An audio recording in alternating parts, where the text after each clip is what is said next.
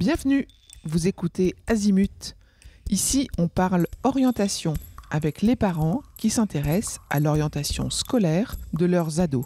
Azimut s'appuie sur des dizaines de spécialistes de l'orientation pour vous informer et vous conseiller. Vous pouvez retrouver l'ensemble des contenus classés par rubrique et par situation sur notre site azimut-orientation.com. Et surtout, n'oubliez pas de vous abonner à notre newsletter. Vous recevrez ainsi les informations de mise à jour et de l'actualité de l'orientation. Bonne écoute. On entend de plus en plus souvent parler de régulation émotionnelle.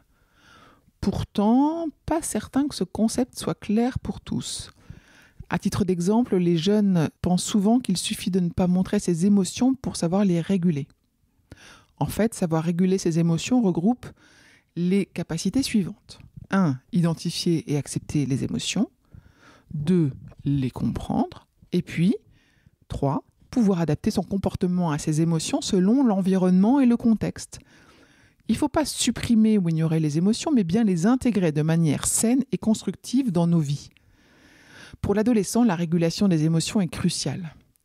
L'adolescence, comme chacun le sait, est une période de grands changements et de bouleversements émotionnels. Le jeune fait face à de nouvelles responsabilités, des pressions sociales accrues, des amitiés changeantes, des engagements amoureux et des défis personnels qui peuvent entraîner des fluctuations émotionnelles importantes.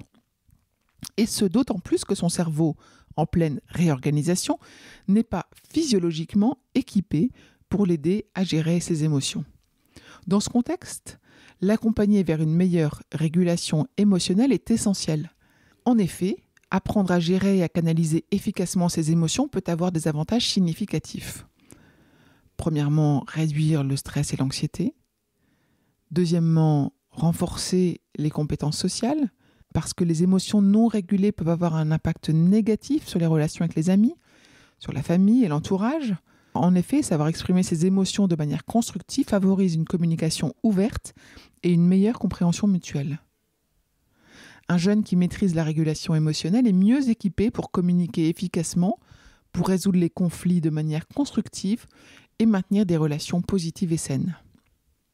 Troisième avantage, une prise de décision éclairée, parce qu'en régulant ses émotions, le jeune peut limiter ses réactions impulsives et commencer à prendre des décisions éclairées basées sur la réflexion et la logique.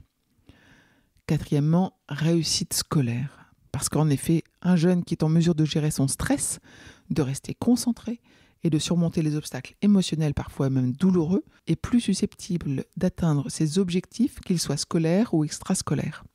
La régulation émotionnelle favorise le développement de l'identité propre du jeune et de son estime de soi. La régulation émotionnelle est une étape clé de la construction personnelle du jeune. Mieux faire face aux défis de sa vie quotidienne, améliorer son bien-être mental, développer ses compétences sociales et prendre des décisions réfléchies. Voilà les avantages de la régulation émotionnelle. Ils sont nombreux.